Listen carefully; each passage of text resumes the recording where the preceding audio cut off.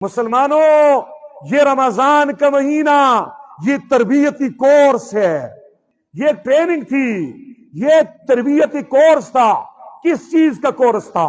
تقوی کا کورس تھا، اللہ کا ولی بننے کا کورس تھا، کامل مومن بننے کا کورس تھا۔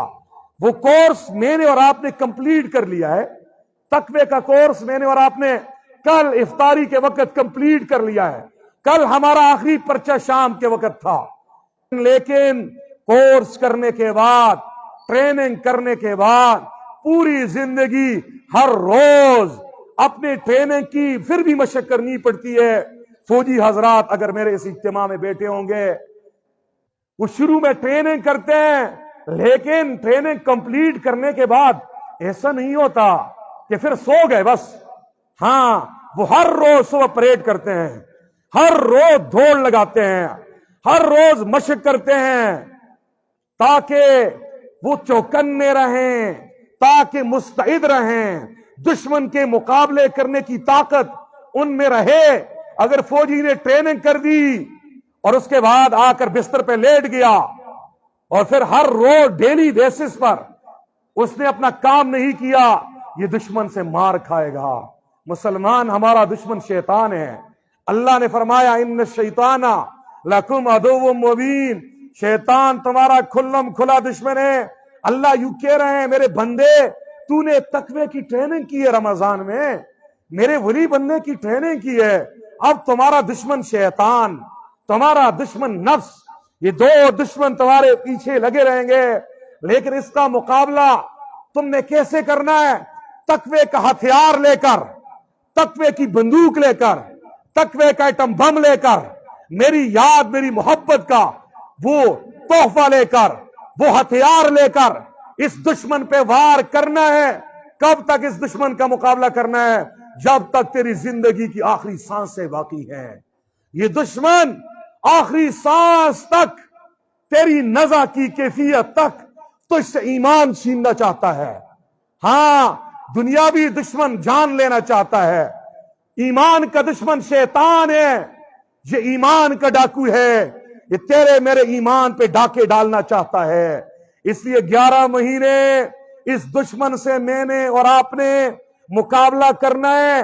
کہیں ایسا نہ ہتھیار رکھ دیے خالی ہاتھ یوسفی بن کے کھڑے رہے، یہ دشمن ہمیں وہ نچائے گا، یہ رمضان کا سارا قصور نکالے گا، یہ تمہارے سجدے، تمہاری تراویح، تمہارے روزے، ہاں تم نے روزے رکھے شیطان کو تڑپایا ہے، تم نے ذکر کر کے شیطان کو رلایا ہے، تم نے عبادات کر کے شیطان کا ستیہ ناش کیا ہے۔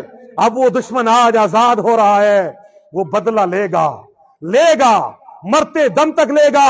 اس نے قسم اٹھائی ہے، میں ان کے سامنے سے بھی آؤں گا، پیچھے سے بھی آؤں گا، دائیں سے بھی آؤں گا، بائیں سے بھی آؤں گا، ہر طرف سے میں حملہ کروں گا، میں گمراہ کرتا رہوں گا۔ اللہ نے فرمایا جا مردود، جہاں تو جائے گا تیرے پیچھے جانے والوں کو بھی میں اسی جہنم میں رسوا کر کے داخل کر دوں گا۔ اس آج سے شیطان کے نقشے قدم پہ نہیں چلنا۔ ٹریننگ کمپلیٹ کی ہے، اب ٹریننگ سے فائدہ بھی لینا ہے۔ ٹریننگ سے کیا لینا ہے؟ رمضان کے کورس میں نے اور آپ نے کون کون سے سبجیکٹ پڑھے ہیں، کون کون سے مضامین پڑھے ہیں، میں وہ بتانے لگا ہوں، اور ان مضامین کو یاد رکھنا ہے، مرتے دم تک اپنی ٹریننگ کا سبق یاد رکھنا ہے۔ پہلا سبق کیا پڑھا؟ دن کو روزے رکھے، ہاں کھانے سے رکے، پینے سے رکے، حلال بیوی سے رکے۔ یہ پہلا سبجیکٹ ہمارا روزے کا تھا۔ رمضان میں پہلا سبجیکٹ روزہ رکھنے کا میں نے اور آپ نے کمپلیٹ کیا ہے۔ یہ سبجیکٹ پڑھا کر اللہ جل شانہ میرے اور آپ کے اندر پوری زندگی کے روزے کی صفت پیدا کرنا چاہتے ہیں۔ ایک سوم صغیر ہے، چھوٹا روزہ ہے جو 30 دنوں والا تھا اور 12 گھنٹوں والا تھا۔ یہ روزہ رکھوا کر اللہ میرے اور آپ سے یہ مطالبہ کر رہے ہیں، جیسے تم نے میری رضا کے لیے 12 گھنٹے 11 گھنٹے کا روزہ رکھا، 30 دن کے روزے رکھے، ایسے ہی اب عید کی نماز پڑھنے کے بعد مرتے دم تک کے لیے ایک لمبا روزہ رکھنا ہے، بڑا روزہ رکھنا ہے، جسے سوم کبیر کہتے ہیں۔ وہ کون سا روزہ ہے؟ وہ گناہوں سے روزہ رکھنا ہے، نافرمانیوں سے بچنے کا روزہ رکھنا ہے۔ فرمایا اللہ کے نبی نے روزہ دار کو ہر روز افطار کے وقت ایک خوشی ملتی ہے۔ میں اور آپ مشاہدہ کرتے تھے رمضان میں شام کو افطاری کے وقت کیا لطف، کیا مزہ آتا تھا۔ دنیا بھر کی نعمتیں رمضان میں کھاؤ، غیر رمضان میں فروٹ لاؤ، لیکن وہ مزہ نہیں ہوگا۔ اللہ کے نبی نے فرمایا افطار کے وقت خوشی ہوتی ہے۔ جیسے تم نے یہ رمضان گزارا، روزے رکھے، افطار کیا، خوشی ہے، اور آج ایک 30 دن کے روزہ رکھنے کے بعد ایک افطار اور خوشی آج ہو رہی ہے، عید کی خوشی۔ اور ایک روزہ وہ روزہ ہے جو ہم پوری زندگی رکھیں گے، موت کے وقت بھی ہماری افطاری ہوگی اور اس وقت بھی خوشی ہوگی۔ اس وقت کون سی خوشی ہوگی؟ فرمایا فرحۃ عند لقاء الرحمن، اللہ رحمان سے ملاقات کے وقت بھی روزہ دار کو خوشی ہوتی ہے، جیسے ہر روز خوشی ہوتی ہے، اور عید کے موقع پر 30 دن کے روزہ رکھنے کے بعد کی خوشی ہے۔ ایسے ہی 40-50 سال جس نے گناہوں سے بچ کر روزے رکھ کر گزارے، اس کی آخری سانس سے نکلنے کی دیر ہے، سامنے سے پردے ہٹ جائیں گے، جنت دکھا دی جائے گی، اللہ کے نبی کی زیارت ہو جائے گی، جنت میں محل نظر آ جائیں گے، حوریں نظر آ جائیں گی، اور رب ذوالجلال کی ملاقات اور رب ذوالجلال کی زیارت نصیب ہوگی۔ اس وقت کی افطاری کا کیا مزہ ہوگا۔ یہ صفت اللہ پیدا کرنا چاہتے ہیں، بھوکا رکھ کر، پیاسا رکھ کر، خواہشات پہ پابندی لگا کر۔ اللہ نے ظلم نہیں کیا، اللہ مجھے اور آپ کو لمبے روزے کی مشق ٹریننگ کروانا چاہتے ہیں، جیسے کھانے سے رکے، پینے سے رکے، حلال بیوی سے باز رہے۔ 30 دن کے لیے تم نے یہ کیا، اس ٹریننگ سے تمہارے اندر یہ اسپرٹ، یہ قوت، یہ جذبہ پیدا ہونا چاہیے، اور پوری زندگی شریعت کے مطابق گزارنی ہے، نافرمانیوں سے روزہ رکھنا ہے۔ یہ ٹریننگ کا پہلا سبجیکٹ میں نے بتا دیا، اب اس سبجیکٹ کو یاد کرنا ہے، پوری زندگی کا بھی ایک روزہ رکھنا ہے۔ یاد رکھے گا نا یہ سبق؟ دوسرا سبجیکٹ رمضان میں ہم نے جو پڑھا وہ کیا تھا؟ رات کو 20 رکعت تراویح سنت مؤکدہ کا اہتمام میں نے اور آپ نے کیا ہے۔ اللہ نے رمضان میں 20 رکعت تراویح پڑھوا کر ہمیں ایک اور کورس کروایا، ہمیں ایک اور ٹریننگ کروائی۔ وہ ٹریننگ کیا ہے؟ اے مسلمان، جیسے میری رضا کے لیے، میرے قرب پانے کے لیے، میری دوستی کی خاطر، میرے پیار کی خاطر، میرے محبت کی خاطر تو نے ہر روز رات کو نیند کی قربانی کی، تھکے ہوئے جسم کے ساتھ آ کر میرے گھر میں آ کر میرے ملاقات کے لیے آئے، میرے سامنے کھڑے ہو کر پورا قرآن سنا، 20 رکعت ہر روز پڑھی۔ اے مسلمان، 20 رکعت تراویح پڑھوا کر تجھے یہ ٹریننگ دی جا رہی ہے کہ پوری زندگی 20 رکعتیں تجھ سے نہیں چھوٹنی چاہیے۔ یہ 20 رکعت پڑھوا کر 20 رکعت فرض اور واجب کی ٹریننگ ہے۔ تراویح کی رکعتیں کتنی ہیں؟ 20، اور ہر روز کی نمازوں میں 5 نمازوں میں فرض اور واجب رکعتوں کی تعداد کتنی ہے؟ 20۔ صبح کے 2 فرض، ظہر کے 4 فرض، کتنے ہو گئے؟ 6۔ عصر کے 4 فرض، 6 4 کتنے ہو گئے؟ 10۔ مغرب کے کتنے ہو گئے؟ 3 فرض، 13۔ عشاء کے 4 فرض، 17، اور 3 رکعت وتر، وہ بھی واجب ہے، وہ بھی عملاً فرض کے درجے میں ہے۔ یہ 20 رکعتیں ہر روز ہم نے پڑھنی ہے۔ اللہ فرما رہے میرے بندے، میری محبت کی خاطر رمضان میں تو نے فرض نمازیں بھی پڑھی، ایکسٹرا اضافی 20 رکعتیں تراویح کی پڑھی۔ یہ 20 رکعتیں تراویح کی پڑھوا کر اللہ نماز کی ٹریننگ دینا چاہتے ہیں۔ اب پوری زندگی مرتے دم تک کے لیے نماز نہیں چھوٹنی چاہیے۔ آج کے اجتماع کی وسعت سے کہنا چاہتا ہوں، جنہوں نے ٹریننگ صحیح کی ہے، آج ان سے ظہر کی نماز قضا نہیں ہوگی، عصر کی نماز قضا نہیں ہوگی، مغرب کی نماز قضا نہیں ہوگی، عشاء اور صبح کی نماز قضا نہیں ہو سکتی۔ جنہوں نے ٹریننگ میں ڈنڈی ماری ہے، ہاں افسر کو پیسے دے کر، ہاں اپنی پروموشن کروائی ہے، دشمن سامنے آ جاتا ہے، وہ دم دبا کے بھاگ جاتا ہے۔ یہی مثال میرے اور آپ کی بھی ہے۔ اگر تم نے 20 رکعت تراویح رمضان میں پڑھی ہوگی، خدا کی قسم، میں قسم کھا کے کہتا ہوں، اگر آپ نے اللہ کو راضی کرنے کے لیے پڑھی ہوں گی، پیار سے پڑھی ہوگی، آپ سے غیر رمضان میں 20 رکعت فرض اور واجب نہیں چھوٹ سکتی۔ جو بندہ رمضان میں فرض کے علاوہ 20 رکعت رات کو کھڑے ہو کے گھنٹہ 1.5 گھنٹہ قرآن سن کر اللہ کو رضا کے لیے کر سکتا ہے، اس کے لیے پھر 5 منٹ صبح، 5 منٹ ظہر، 5 منٹ عصر، 5 منٹ مغرب، 6-7 منٹ عشاء کے دینے کیا مشکل ہے؟ یہ 20 رکعت تراویح پڑھا کر ایک دوسرا سبجیکٹ، دوسرا مضمون ہمیں پڑھایا گیا کہ 20 رکعت کے ذریعے تمہارے اندر 20 رکعت فرض اور واجب ادا کرنے کی ٹریننگ دی گئی ہے۔ ہاں، آج کے اجتماع میں اپنا گریبان میں جھانکنا ہے، اب ہم سے نمازیں رہیں گی یا پڑھیں گے؟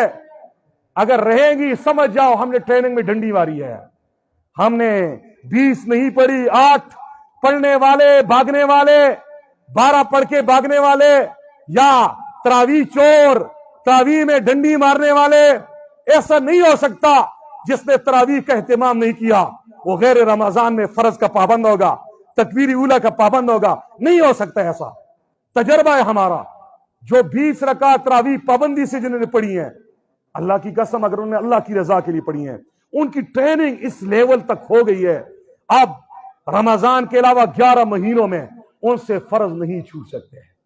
یہ ٹریننگ کا دوسرا سبجیکٹ، دوسرا مضمون تھا۔ رمضان میں ہم نے ایک تیسری چیز کی بھی ٹریننگ کی ہے، وہ کیا ہے؟ ہم نے صدقۃ الفطر دیا ہے، یا نہیں دیا تو ابھی آپ حضرات دیں گے۔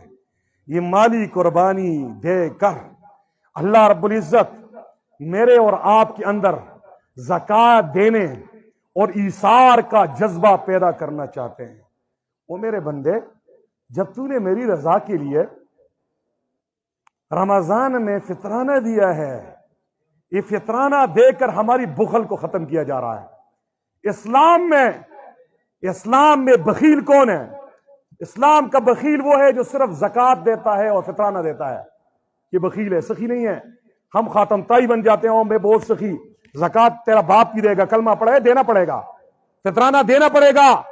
یہ نیچے چھوٹا عمل ہے، اس چھوٹے عمل پہ لا کر ٹریننگ دے کر ہمیں بتایا جا رہا ہے اگر کہیں دین کے لیے تجھے سارا گھر بار لٹانا پڑے تو ابو بکر کی طرح سارا گھر بار دین پہ بھی قربان کر دو۔ یہ ٹریننگ فطرانے کے ذریعے دی جا رہی ہے۔ ہاں، ایثار کی صفت پیدا کی جا رہی ہے۔ ایثار کیا ہے؟ اپنی ضرورتیں دبا کر دوسروں کی ضرورتیں پورے کرنے کا نام کیا ہے؟ ایثار ہے۔ اسلام میں خرچ کے لحاظ سے 3 درجے ہیں۔ پہلا درجہ، سب سے بڑا درجہ ایثار کا ہے کہ آپ کو ایک چیز کی ضرورت ہے، آپ کے بھائی کو بھی ضرورت ہے، آپ اپنی ضرورت کو دبا کر خود مشقت برداشت کر کے دوسرے بھائی کی ضرورت پوری کرو۔ اس خرچ کا نام کیا ہے؟ ایثار۔ یہ سب سے بڑا درجہ ہے۔ صحابہ کرام کی صفت ہے نا، وَيُؤْثِرُونَ عَلَىٰ أَنفُسِهِمْ وَلَوْ كَانَ بِهِمْ خَصَاصَةٌ۔ صحابہ خرچ کرتے تھے۔ صحابہ کیا کرتے تھے؟ خرچ کرتے تھے اسی صفت کے ساتھ۔ دوسرا درجہ تھا، کون سا ہے؟ آپ کی ضرورت سے جو چیز بچ جائے اسے عفو کہتے ہیں، وہ خرچ کرو۔ ایک چیز آپ کی ضرورت ہے، آپ کی ضرورت سے اضافی چیز وہ دو، یہ دوسرے درجے کا ہے۔ اور ایک سب سے کم درجہ وہ کیا ہے؟ وہ زکوٰۃ ہے، فطرانہ ہے۔ زکوٰۃ پورا سال گزر جائے، ضرورت سے زائد سامان، نگدی، سونا چاندی پڑا ہے، اس میں سارا نہیں دینا، اس میں بھی 2.5% دینا ہے۔ یہ خرچ کے لحاظ سے سب سے کم درجہ ہے، سب سے کم ہے۔ تو اللہ رب العزت فطرانے کے ذریعے ہمارے اندر ایثار کا جذبہ پیدا کرنا چاہتے ہیں۔ پھر سحری اور افطار ہم کرتے ہیں، اس کے لیے ہر روز ایک خاص ٹائم پہ سحری کی ہے ہم نے، روزہ بند، اور خاص ٹائم پہ افطار کیا ہے۔ یہ وقت کی پابندی کی تعلیم ہے۔ یہ سبجیکٹ پڑھا کر ہمیں نظام الاوقات کا پابند بنایا جا رہا ہے، ہمیں ٹائم مینجمنٹ سکھائی جا رہی ہے۔ آپ کی زندگی ڈنگروں جیسی نہ ہو، آپ کو اٹھنا وقت پہ ہو، کھیلنا وقت پہ ہو، کھانا وقت پہ ہو، عبادت کے خاص وقت ہو، کاروبار کے خاص وقت ہو۔ ٹائم مینجمنٹ، وقت کی پابندی، نظام الاوقات، یہ صرف ہمیں کس چیز سے سکھایا گیا؟ سحری کے لیے اٹھا کر اور افطاری کا سبق دے کر آپ کا دل نہ بھی کرے سحری کے لیے، اللہ کے نبی نے فرمایا اٹھنا پھر بھی ایک گھونٹ پانی پی لو۔